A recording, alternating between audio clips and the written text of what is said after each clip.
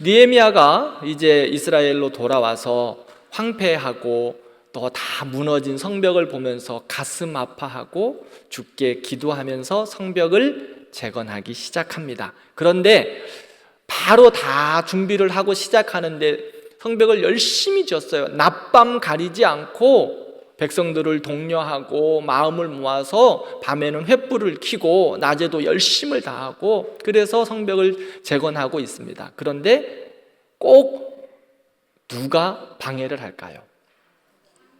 네, 성벽을 재건하는 것을 방해하는 이들이 꼭 생겼다는 거예요. 하나님의 나라도 또 주의 일도 주의 몸된 교회도 그 일들을 감당할 때 꼭 자기 생각에 맞지 않는다고 비판하고 원망하고 반대하는 일들이 꼭 있어요. 산발lab과 도비아가 성벽 재건을 방해합니다. 그런데 느헤미야가 그 산발lab과 도비아의 여러 도전과 시험들을 잘 지혜롭게 이기고 나가면서 성벽을 재건합니다. 그리고 어려움이 있을 때마다 느헤미야는 꼭 한 것이 있어요. 무엇을 했을까요? 느헤미야는 성벽을 재건하면서 절대로 놓치지 않았던 게 무엇이냐? 기도하는 것이었습니다. 어떤 어려움이 생길 때마다 묵도로 기도하고 또 마음을 작정하여 기도하고 순간순간 느헤미야는 기도를 끊이지 않습니다. 기도 없이 행동하지 않았어요. 그리고 느헤미야는 기도하며 일하기 시작합니다. 우리도 마찬가지예요. 우리 성도님들 모든 일들을 감당할 때 주의 몸된 교회에 와서 함께 시간을 내서 기도하는 것도 좋지만 여러분들의 삶의 환경에서 터전에서 무엇이든지 감당할 때 꼭 기도하고 시작하시길 바랍니다. 잠시라도 주께 손을 모으고 그런 환경이 되지 않으면 느헤미야처럼 잠시 묵도하고 느헤미야서를 보면 묵도하고라는 단어들이 많이 나오는데요. 잠시 기도하는 거예요. 하나님 지혜 주세요. 하나님 인도해 주세요. 그래서 느헤미야는 모든 것들을 기도하면서 행동해요. 그리고 열심을 다하여 감당합니다. 그는 정치가였어요. 그러나 하나님 앞에 모든 일들을 할 때마다 기도하면서 끝까지 감당하는 것을 볼 수 있습니다. 그래서 성벽이 며칠 만에 재건되었어요? 52일 만에 이스라엘의 성벽이 재건되었어요. 기적과 같은 일입니다. 약 100여 년 동안 무너진 성벽이 지도자 느헤미야를 통하여서 온 백성들이 한 마음을 모아가지고 거룩한 비전을 가지고 끊임없이 감당합니다. 그들의 부르심 앞에서 자기들의 편안함 다 내려놓았어요. 이건 느헤미야만 그런 거 아니에요. 느헤미야는 총독으로 왔고 술관원으로 페르시아의 2인자였지만 자기의 수고로움 다 감당하는 거예요. 편안함 다 포기하고 순종하면서 백성들과 함께 한 마음이 되었습니다. 주의 몸된 교회는요, 몇 명의 사람들만 이루어지는 거 아니에요. 우리 모든 성도들이 수고해야 돼요. 그래야 주의 몸된 교회가 건강하게 설 수 있습니다. 나는 목사님 힘이 없어서 나이 먹어서. 아니요. 나이 먹은 자들은 나이 먹은 자들의 그 주신 은사와 사명을 따라 감당하고, 젊은이들은 또 젊은이들답게 주의 몸된 교회를 섬기고, 다 필요에 따라 주의 몸된 교회를 함께 섬겨가는 거예요. 지금 느헤미야가 성벽을 52일 만에 지었던 이유, 바로 그런 거예요. 온 이스라엘 백성들이 함께 마음을 모았어요.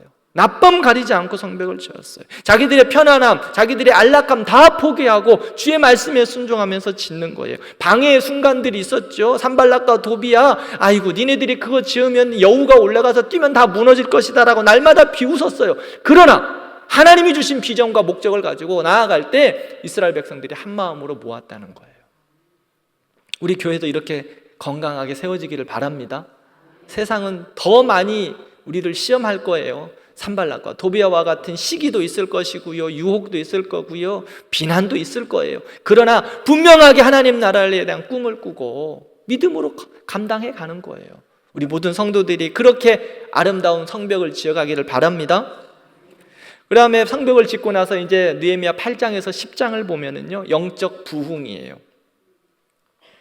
이제 성벽을 다 짓고 났어요. 이때 무슨 일이 있었느냐? 에스라 선지자 기억하시죠? 학자 에스라 수문 앞 광장에서 율법책을 읽기 시작합니다. 온 백성들이 미스바 광장에 다 모였습니다. 그래서 무엇을 했을까요? 무엇을 했을까요? 말씀 집회했어요. 말씀 집회. 성벽을 짓고 나니까 이제 안정되었죠. 그럼 뭐 해야 돼요? 말씀으로 새롭게 우리의 영적인 성벽을 지어야 돼요. 제가 에스라, 느헤미야 시작할 때 꼭 말씀을 드렸던 것이 있어요. 하나님의 성전 잘 지어야 된다. 그리고 또 성벽도 잘 재건해야 된다. 그 다음이 문제예요. 그 다음이 우리가 하나님 앞에서 성전 잘 지어놓고 성벽 잘 세워놓으면 뭐해요? 우리의 영적으로 우리의 심령이 무너져 버리면 아무 유익이 없어요. 예배당만 허우대 좋게 지어놓고 유럽 교회들처럼 다 무너져 버리면 그게 무슨 유익이에요? 제가 영국에 가보니까요, 예배당이 진짜로 쇼핑몰 되어 있더라고요. 이슬람 사람들한테 팔려가지고 이슬람 사원이 되어 있더라고요. 가슴을 치며 제가 울면서 그곳에서 기도했었어요. 얼마나 아름다운 성전인데 들어가 보니까 쇼핑몰이 되어 있어요. 또 어떤 곳은 술집이 되어 있더라고요. 그리고 이슬람 사원이 되어 있어요. 예배당 잘 지으면 뭐예요? 성벽 잘 지어놓으면 뭐예요? 영적으로 무너지면 세상에 우스갯거리밖에 되지 않는 거 아닙니까? 우리 대광교회 예쁘게 잘 지어놨어요. 그렇죠? 우리 성도들의 눈물과 수고와 땀과 헌신으로 이 대광교회 예배당 너무 잘 지었잖아요. 그러면 그 다음은 무엇을 지어야 합니까? 우리의 영적인 성벽을 잘 짓고 우리 영적인 성전을 더 잘 지어야 돼요. 예배당만 잘 지어놓고 하나님의 사람들이 하나도 없고 영적으로 다 무너져 있고 하나님 기뻐하시지 않습니다. 느헤미야 8장에서 10장 영적인 재건을 해라, 부흥을 이루어라, 이 말씀을 하고 있어요. 그래서 수문학 광장에 모여서 에스라가 말씀을 낭독할 때마다 백성들이 마음이 뜨거워진 거예요.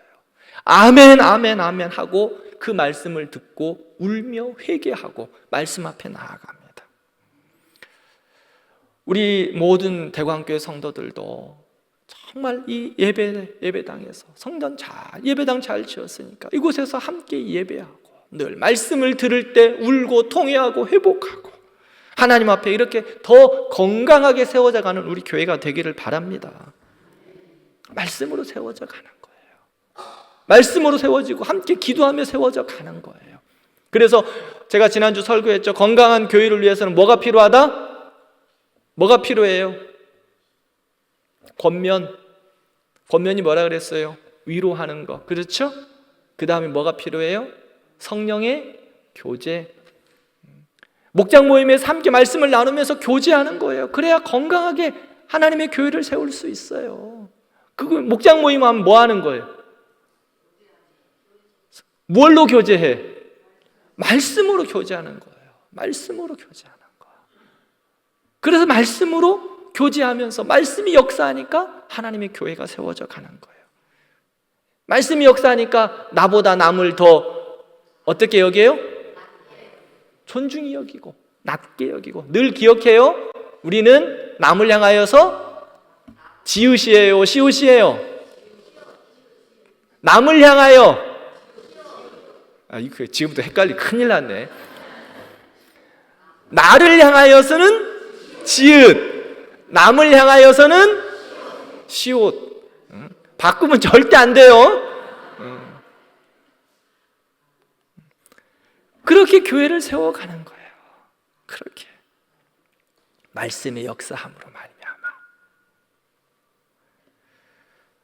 그렇게 말씀으로 하나님께서 이스라엘 백성들을 에스라 학자 에스라를 통하여서 말씀을 주니까 통회함으로 하나님 앞에 울고 회개하며 기도해요. 수문학 광장에 모인 성도들의 모습이 어땠을까요? 얼마나 기쁘고 감사의 눈물을 흘렸을까? 그렇지 않아요? 여러분들 예배당 지어놓고 입당 예배하면서 우리 그 당시에 계셨던 성도님들 많이 계시죠? 마음이 어떠셨어요? 그때만 생각하면 막 행복하시죠? 네, 아마 이스라엘 백성들도 그랬던 것 같아요. 예배당을 지어놓고 성벽을 재건하고 마음이 기뻐서 하나님 앞에 말씀을 듣고 예배하는데 막 그 감격이 넘쳐서 행복한 시간이었어요. 막 눈물이 줄줄 흐르는 것 같아요. 그러니까 느헤미야가 그렇게 이야기합니다. 이날은 주의 성일이니 근심하지 말라. 여호와로 인하여 기뻐하는 것이 너희의 힘이다. 기뻐해라. 여호와로 인하여 기뻐해라. 성벽을 세워놓고 말씀을 듣고 인하여서 영적인 재건을 하는 것, 여호와로 인하여 기뻐해라 라고 말합니다. 그리고 이제 성벽 재건을 하고 느헤미야가 페르시아로 다시 돌아갑니다. 왜냐하면 왕하고 약속을 했거든요. 성벽 재건하고 너는 다시 돌아와야 된다. 그만큼 신임을 받았던 것 같아요. 그래서 이제 느헤미야가 성벽을 재건하고 다시 페르시아로 돌아갑니다. 그런데 돌아간 이후 약 한 10년 정도 지났어요. 느헤미야가 소문을 들어보니까 이상한 소리가 들려요. 산발락과 도비야가 다시 이 어지럽힌다는 소리를 듣게 됩니다. 그래서 느헤미야가 예루살렘을 방문합니다. 와서 보니까 놀라운 일을 보게 돼요. 어떤 일을 봤을까요? 성벽 재건을 방해했던 도비야가 성전 안에서 앉아서 제사장 노릇하고 있는 거예요. 성전을 더럽게 하고 있는 거예요. 한때에는 성전을 재건하는 것들을 방해하고 성벽을 재건하는 것을 방해했던 도비야가 이제는 다 지어놓고 안정되니까 이제 지가 지은 것처럼 그 자리에 앉아 있는 거예요. 그리고 백성들을 혼란케 합니다. 느헤미야가 다시 한번 개혁을 일으킵니다. 성전을 청결케 하고 제사장을 성결하게 하고 안식일을 회복하게 합니다. 이게 무엇이냐? 영적인 정결함, 영적인 성숙함, 거룩함을 회복하는 거예요. 교회는 이거 무너지면 끝장이에요. 거룩함 무너지면 끝장이에요. 교회는 하나님의 사람들의 성결함 무너지면 끝장이에요. 교회는 교회다워야 돼요. 제가 빌립보서 설교하면서 그랬죠. 하나님의 교회는 성도들은 특별해야 된다고. 합당한 삶을 살아가는 것 특별하다고. 예수 믿는 것 특별하다고. 요즘은 예수 믿는 거 특별하면 사람들이 손가락질해요. 그러나 우리 대광교회 성도들은 예수 믿는 거 특별하게 믿어야 돼요. 다른 사람이 뭐라고 해도 상관없어요. 말씀 부여도 않고 말씀대로 특별하게 믿어야 돼요. 시대가 악해질수록 더 그럴 거예요. 그러나 우리 대광교회는 특별한 교회예요. 대광교회 성도들은 특별하죠? 아니라고요? 대광교회 성도들은 특별해요. 저는 대광교회 그렇게 목회할 거예요. 특별하게. 이제 구약이 마무리가 되어 갑니다. 70년 바벨론 포로에서 이스라엘 백성들이 귀환 후 하나님의 말씀들이 희미했지만 그 말씀으로 인해서 다시 성전을 짓고 성벽을 세우고 말씀으로 인한 부흥을 일으키고 있습니다. 성도 여러분, 우리에게 있어서 참다운 부흥이 무엇일까요? 교회당 크게 짓는 거? 아니에요. 말씀으로 하나님의 사람들이 살아나는 것이 부흥이에요. 부흥해야죠. 하나님의 사람들이 말씀으로 역사되어지는 것, 그것이 부흥입니다. 우리 교회가 이렇게 말씀으로 부흥해서 정말 특별한 교회 되기를 바랍니다. 이제 그 느헤미야 그 다음은 무엇이 나올까요? 말라기입니다. 구약의 말라기 선지자. 말라기 선지자의 역할은 무엇입니까? 이스라엘 성벽이 재건한 이후 영적으로 나태해진 이스라엘 백성들에게 보낸 하나님의 메시지입니다. 자, 168페이지 보겠습니다. 말라기. 저자는 누구예요? 말라기예요. 하나님 이름은 하나님의 사자라는 뜻을 가지고 있어요. 학개 스가랴, 말라기 그렇게 되죠. 성경책을 보면 학개 스가랴는 언제 활동했습니까? 성벽 재건, 성전 재건 할 때 주춤하고 있는 이스라엘 백성들을 향하여서 학개 스가랴가 성전을 재건하라, 성벽을 재건하라 말씀하고 있어요. 그 말씀을 전한 지 약 100년이 지난 이후에 말라기는 사역한 선지자입니다. 구약의 마지막 선지자. 성벽을 재건하고 난 이후에 영적으로 많이 무너졌어요. 느헤미야가 다시 돌아와서 너희들 회복해야 된다라고 이야기했지만 또 다시 무너지는 거예요. 그래서 이스라엘에 나태해지고 무너진 그 상황을 지적하고 말씀한 마지막 선지자, 바로 그분이 말라기입니다. 자, 시대적인 배경을 한번 읽어볼까요? 시작. 유대인들이 팔레스타인에 돌아온 지 약 100여 년이 흘렀습니다. 예루살렘 성벽과 두 번째 성전은 재건되었으나 처음에 뜨거운 믿음은 사라져버렸다. 느헤미야가 이끈 부흥운동이 지난 후 백성과 제사장들은 안일에 빠져 율법 준수는 타성적인 것이 되어버렸다.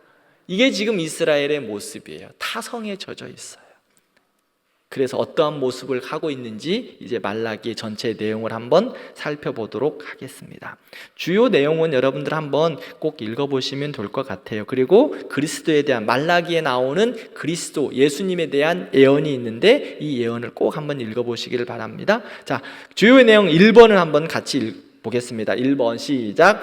말라기는 하나님의 주권을 선포하며 참된 여호와 숭배가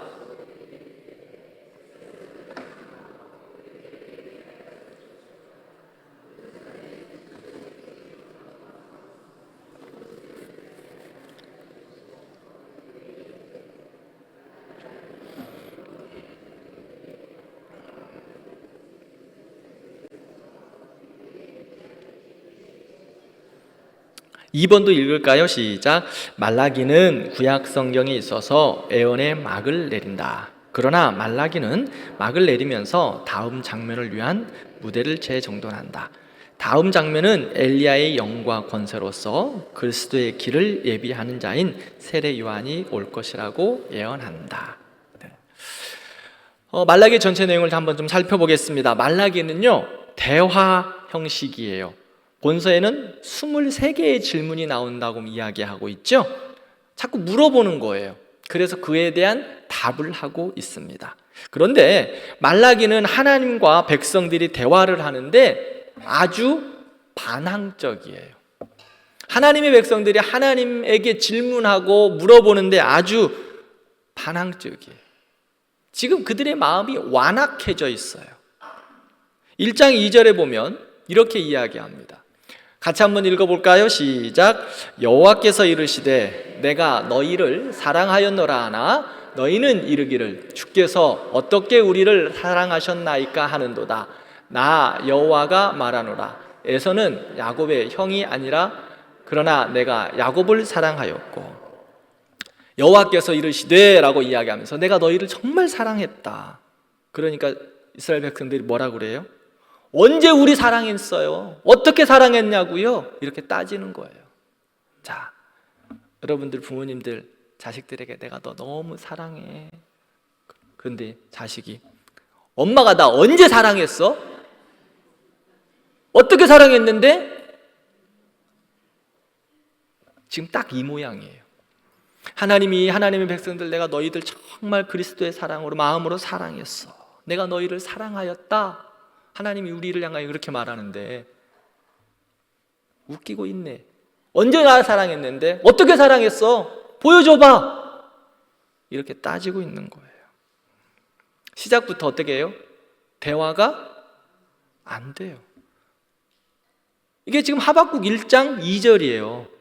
시작부터 대화가 안 돼요. 1장 7절 한번 볼까요? 같이 한번 읽겠습니다. 너희가 더러운 떡을 나의 제단에 드리고도 말하기를 우리가 어떻게 주를 더럽게 하였나이까 하는도다.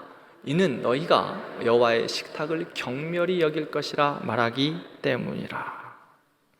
2장 14절 1장 7 같이 읽읍시다. 너희는 이르기를 어찌 됨이니까 하는도다. 이는 너와 내가 어려서 맞이한 아내 사이에 여호와께서 증인이 되시기 때문이라. 그는 내 짝이요 너와 서약한 아내로 돼 내가 그것에 거짓을 행하였도다. 하나님께서 하나님의 사랑 가운데 언약을 맺으셨는데 너희들이 버렸다라고 이야기해요. 즉 여기서 말하고 있는 어려서 맞이한 아내를 너희가 버렸다.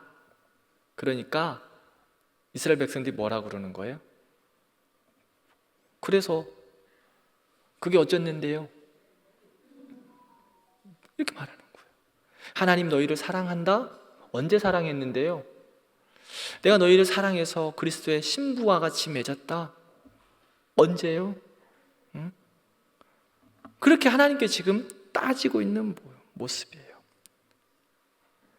그러면서 이야기해요. 내가 이스라엘 백성들이 내가 언제 여호와의 규례를 지키지 않았습니까? 나는 한다고 했는데 내가 뭘 잘못했는데요? 하나님을 향하여 비아냥거리고 있어요. 완악한 말로 하나님을 대적하고도 우리가 언제 하나님 대적했느냐고 또 하나님을 향하여 삐딱선 타고 있는 거예요. 마음으로 행동으로 완전히 하나님을 모욕하고 하나님 없는 삶을 살고 있어요. 말라기가 이스라엘 백성들의 마지막의 이야기가 바로 이런 거예요. 3장 8절 보면요, 이뿐 아니라 하나님의 것을 다 도적질하는데도 불구하고 하나님의 것을 다 도적질하면서 쓰면서도 불구하고 내가 언제 하나님의 것을 도적질했습니까? 하나님이 나 언제 사랑했어요? 내가 그리고 하나님께 받은 게 무엇이 있습니까? 하나님이 모든 것을 우리에게 줬음에도 불구하고 이스라엘 백성들이 나한테 무엇을 줬느냐고 따지는 거예요. 양심이 화인을 맞아서 하나님 말씀하는데도 깨닫기는커녕 더욱더 하나님을 거역하고 하나님께 불순종해요. 그러면서 말씀하는 것이 이제 하나님께서 11조의 이야기를 거기에서 하시는데요. 11조는 여러분들 하나님이 우리에게 주신 그 모든 것들을 인정하는 아주 작은 11조의 표현이에요. 우리에게 주신 물질, 건강, 우리에게 자녀, 우리에게 주신 시간, 우리에게 주신 건강 100%가 누구의 것입니까? 하나님의 것입니다. 우리에게 주신 물질의 10%만 하나님의 것입니까? 아니지요. 우리에게 주신 물질의 100%가 하나님의 것이에요. 건강의 100%가 하나님의 것이에요. 시간의 100%가 하나님의 것이에요. 그런데 그 하나님의 것을 인정하는 그 모습으로 10의 1조를 드리는 것뿐이에요. 그런데도 불구하고 이스라엘 백성들은 그것까지도 인정하지 않는 거예요. 하나님께 드리는 헌물 다 자기 마음대로 쓰는 거예요. 하나님의 것을 인정하지 않는 거예요. 다 내 것이라는 거예요. 다 내 것이라는 거예요. 우리의 시간의 11조, 삶의 11조, 물질의 11조를 드리는 것은요, 하나님이 나에게 주신 것들을 감사함으로 고백하는 모습일 뿐이에요. 10의 1조. 근데 10의 1조 드리는 것도 아까워 죽겠지. 그것도 다 내 것인 것처럼. 그러기에 하나님이 말씀하는 거예요. 욥의 고백처럼 우리는 발가벗고 와서 모든 것이 주께로 다 돌아갑니다. 하나님의 것을 다 인정하는 것을 살아가는 거예요. 그런데 지금 이스라엘 백성들은 하나님이 주신 것들은 다 제 것처럼 사용하면서도 하나의 가책도 없고 부끄러움도 없고 도리어 하나님을 향하여 원망하고 있어요. 왜 더 안 주냐고. 혹시 우리의 모습은 아닌가요? 다 하나님이 주신 것 사용하면서도 내 것처럼 사용하고 있지는 않습니까? 그러면서 이야기하죠. 아이고 하나님 조금 더 주시면 안 될까? 그때 조금 더 주시면 11조 할게요. 조금 더 주시면 내가 하나님 앞에 봉사할게요. 조금 더 주시면 내가 하나님의 영광을 위해서 살아갈게요. 조금 더 주면 할까요? 안 해요. 조금 더 주면 또 더 달라고 그래요. 왜? 내 것인 것처럼 생각하니까. 모든 것이 하나님의 것이기에 작든지 크든지 100%가 주님인 것을 고백하고 주님이 나에게 주신 거예요. 그래서 작든지 크든지 하나님의 것을 하나님의 것으로 올려드릴 때에 하나님이 기뻐 받으시고 우리에게 은혜가 되는 거예요. 많이 있다고 하나님을 인정할 것 같습니까? 아니요. 건강하다고 하나님 인정할 것 같습니까? 아니요. 하나님이 나에게 주신 것에 감사하고 하나님이 나에게 주신 것에 영광을 올려드리고 불평하지 않는 거예요. 하도 불평하니까 더 달라고 떼쓰고 하나님을 향하여서 어리석은 말들로 하나님을 향하여서 불평하니까 이제 하나님이 뭐라고 하셨어요? 나 너희들하고 이제 이야기 못하겠다. 우리도 부모님들 그럴 때 있으시잖아요. 하도 말도 안 되는 소리를 우리 자식들이 하면 그만해라, 나 너하고 대화하기 싫어, 말하기 싫어 라고 이야기하잖아요. 하나님이 딱 그러셨어요. 말도 안 되는 소리로 어깃장 놓으니까 하나님이 참다 못하시다가 나 이제 너희들하고 말 안 해. 내가 성전의 문을 이제 그만 닫을 거야. 하나님, 나 이스라엘 백성들 너희들하고 그만 이야기하고 싶어. 하나님이 문 닫으셨어요. 하나님이 문 닫으신다고. 하나님이 문 닫으셔서 어떻게 됐어요? 하나님이 400년 동안 이스라엘 백성들하고 대화를 안 하셔요. 침묵하세요. 400년 동안. 어떻게 우리 사랑했냐고, 내가 너희를 어떻게 사랑했는데 진짜 모른단 말이야 라고 이야기했던 그들을 향하여서 400년 동안 문 닫으셨어요. 그리고 400년이 지나고 난 이후에 다시금 그 사랑을 보여주십니다. 4장 5절 말씀을 보면 여호와의 날이 이르기 전에 내가 선지자 엘리야를 너희에게 보내겠다라고 말씀합니다. 아버지의 마음을 자녀들에게 보여주시겠다고 말씀해요. 엘리야를 보내시겠다. 누구를 보내시겠다는 말씀이에요? 엘리야의 영과 권세로 그리스도의 길을 예비한 세례 요한이 올 것을 예비합니다. 세례 요한은 누구를 준비한 사람이었죠? 예수님. 하나님과 사람과의 관계를 다시 회복시켜 주실 그 예수 그리스도, 말라기의 마지막 예언이 바로 예수 그리스도의 예언입니다. 400년 동안 말 안 들어서 하나님이 떠나신 게 아니라 그냥 눈물로 바라만 보고 계시는 거예요. 하나님이 성전의 문을 닫겠다, 너희들하고 대화하기 싫다. 그런데 그 마음이 어떻겠어요? 여러분, 됐어 자녀들한테 그렇게 이야기하실 때 그 마음이 아버지의 어머니의 마음은 어때요? 그게 진짜 본 마음이에요? 아니죠. 내가 너를 얼만큼 사랑하는데 네가 정말 그러냐? 좀 정신 좀 차려. 그 마음으로 기다리시는 거 아닌가요? 우리 주님이 그러신 거예요. 400년 동안 주님의 마음은, 하나님의 마음은 아마 찢어졌을 거예요. 찢어지셨을 거예요. 내가 너희를 어떻게 사랑했는데 어떻게 너희들 그럴 수 있어? 그 이유 하나님께서 그럼에도 불구하고 이제는 우리를 사랑하시기 때문에 죄 가운데 더 이상 내버려 두실 수 없어서 예수 그리스도를 보내주신 거예요. 그게 하나님의 사랑이에요. 하나님이 그 사랑을 어떻게 보여주시는구나, 이제 400년 기다리고 나서 보여드립니다. 우리도 400년 후에 다시 이야기해드리겠습니다. 근데 하나님의 은혜 가운데 400년을 기다리게 하지 않고 한 주간만 기다리면 돼요. 다음 주에 시작해드릴게요. 신약 성경에서 그것을 그대로 말씀하고 계십니다. 자, 구약의 총 정리를 한번 해보겠습니다. 처음부터. 자, 구약의 구조를 보면 역사서가 있죠.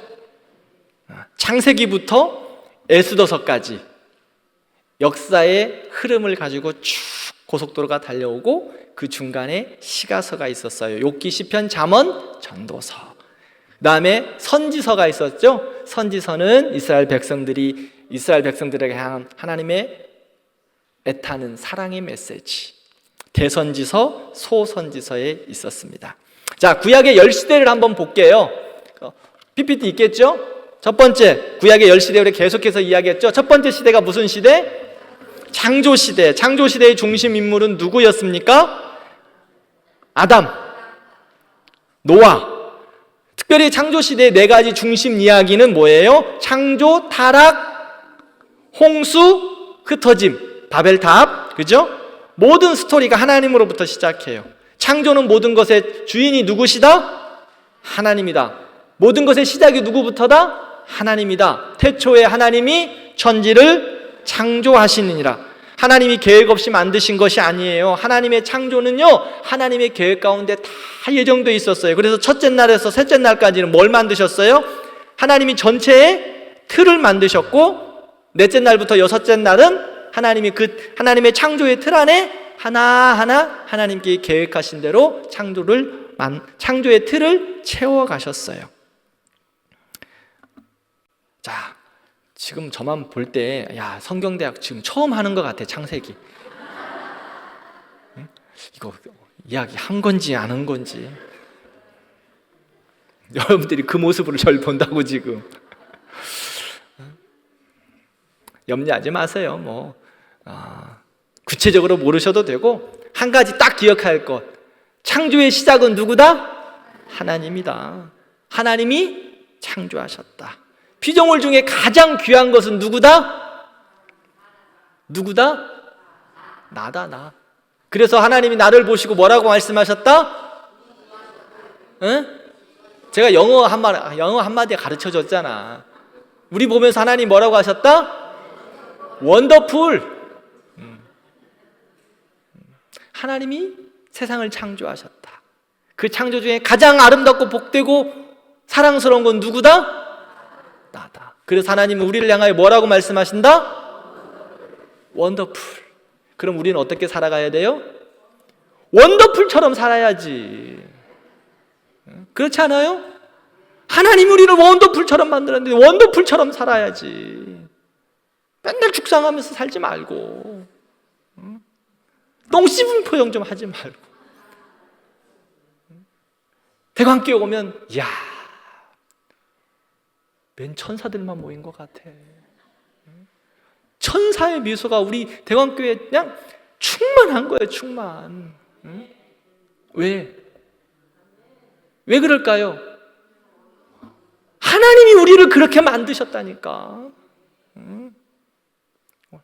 하나님이 나이가 80이 돼서 지금 얼굴이 다 주름으로 가득 차시죠? 그래도 하나님이 보실 때 원더풀이야. 안 되겠다. 한번 해봐야지. 서로를 보시면서, 자, 원더풀!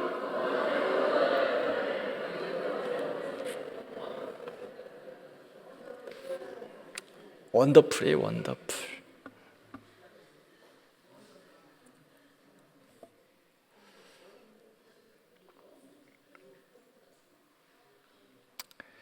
그 다음에 이제 족장시대, 창조시대 다음에 족장시대. 족장시대에는 누가 대표적이에요?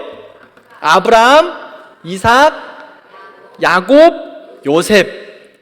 창조시대 이후에 족장시대 나오는데 아브라함, 이삭, 야곱, 요셉이에요. 하나님이 이스라엘을 위하여 아브라함을 부르셨죠? 하나님이 부르심은 주권적인 선택이에요. 하나님이 부르시고 하나님이 훈련시키시고 하나님이 일하게 하시는 거예요. 그리고 하나님이 부르신 자들과 언약을 맺으신 거예요. 하나님 여러분들 부르셨죠? 아멘이에요? 그러면 하나님이 여러분들과 언약을 맺으셨어요. 그 언약은요, 내가 깨고 싶어서 깰 수 있어요?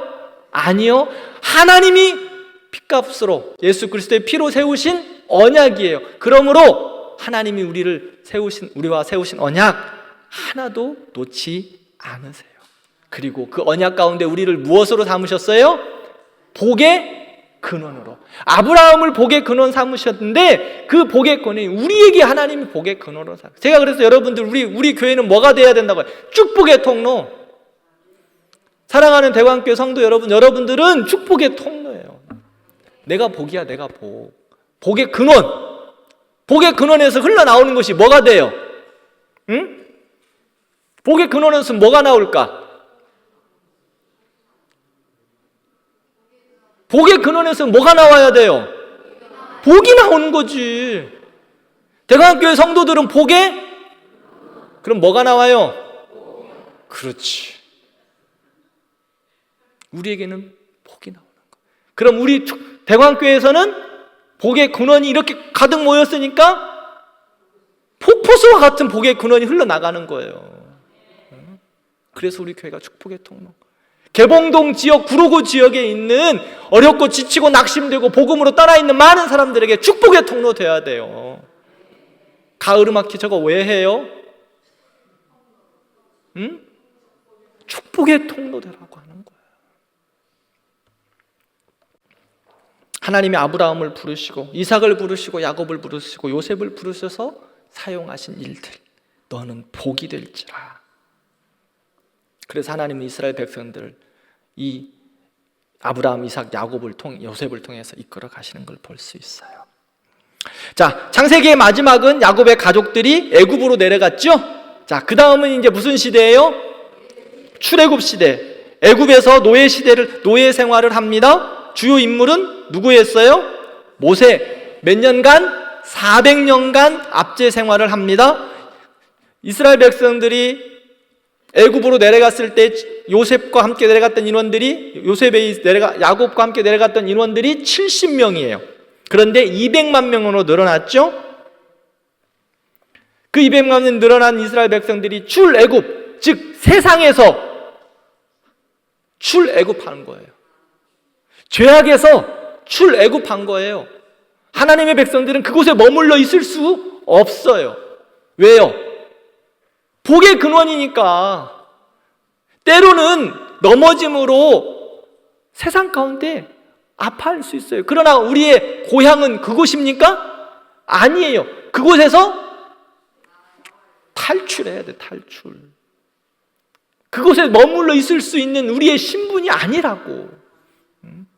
그래서 이스라엘 백성들이 출애굽합니다. 어려움도 있었죠. 그래서 모세를 통해서 10가지 재앙을 통하고 하나님께서 그들을 불러내십니다. 그 다음 무슨 시대예요? 광야 시대. 출애굽한 이스라엘 백성들이 하나님의 말씀을 어떻게 했을까요? 믿지를 못했어. 정탐하라고 해서 10명을 보냈는데, 가데스 바나에서 정탐꾼 10명을 보냈는데 뭐라고 해요? 우리가 메뚜기 같대. 자, 메뚜기 같대요. 메뚜기. 무슨 메뚜기? 하나님의 백성들이. 여러분 메뚜기 같아요?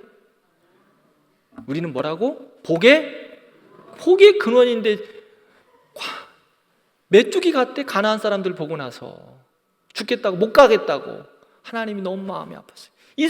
애굽에서 건져냈는데 이제 가나안 가라고 그러니까 하나님, 그곳에 가면 우리는 다 죽을 것 같아요. 우리 메뚜기 같아요. 그들 보니까. 그래서 하나님께서 그들을 광야로 돌려보내십니다. 몇 년을요? 40년 동안 광야 생활을 하게 합니다. 그곳에서 출애굽의 첫 세대들은 다 돌아가 버리고요, 하나님을 경외한 이 세대들부터 다시금 하나님께서 가나안에 입성하게 하셔서 하나님의 나라를 이루어가게 하십니다. 자, 그 다음 무슨 시대예요? 정복시대. 정복시대가 누구로부터 이제 시작되는 거예요? 여호수아. 가나안 정복을 시작합니다. 이스라엘 백성들이 이제 40년이 지나고서 가나안을 정복하는데 몇 번의 전쟁을 했을까요? 31번을 전쟁합니다. 그런데 몇 번 이기고 몇 번 졌어요? 30승 1패.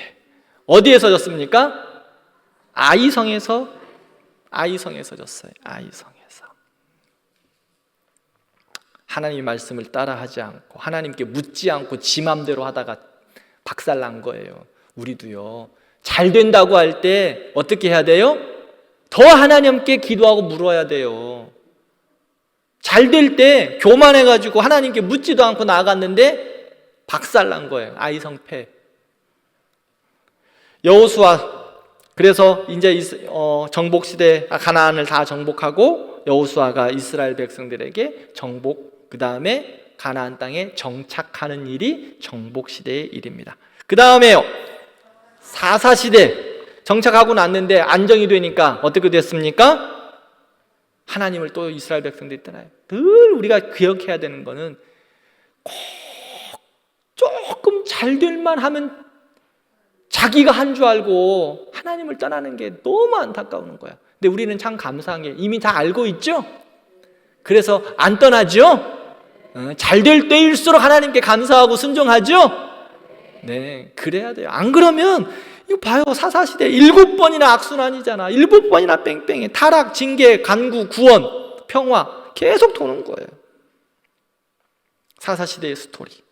그 다음 이제 사사시대의 마무리에 무엇을 요청합니까? 사무엘에게 왕을 요청해요. 통일 왕국시대, 분열 왕국시대의 이야기를 합니다. 통일 왕국의 세 명의 왕은 누구예요? 사울, 다윗, 솔로몬. 네. 그 다음에 분열 왕국 시대. 누구 때 분열돼요? 르호보암, 여로보암. 솔로몬 왕 이후에 르호보암 왕 때문에 르호보암 왕으로 인하여서 르호보암과 여로보암, 남유다와 북이스라엘이 분열됩니다. 두 나라가 분열이 되어지는 거예요. 그래서 남유다는 르호보암 왕을 시작으로 20명의 왕이 있었는데 착한 왕 몇 명? 8명. 북이스라엘은 여로보암으로 시작했는데 착한 왕 몇 명? 19명 중에 한 명도 없어. 믿음의 선조 르호보암과 같이 여러분들 기도로 인해서 여러분들의 자녀손들이 복받기를 바랍니다. 제가 늘 이야기했죠. 솔로몬은 누구 때문에 살았다? 다윗 때문에 살았다. 다윗 그렇게 하나님을 향하여 신실하게 살았어요. 때로는 죄악도 있었죠. 그러나 그는 하나님 앞에 죄를 졌을 때 납작 엎드렸어요. 하나님 살려달라고. 그래서 솔로몬은 아버지 다윗 때문에 그의 나라가 솔로몬 때 그의 나라가 나눠지지 않아요. 하나님이 네 아버지 다윗 때문에 너 살려준다 그렇게 말씀하시는 거예요. 우리 사랑하는 권사님, 장로님, 집사님, 여러분들 때문에 여러분들의 자녀들이 복을 받기를 바랍니다. 다윗처럼.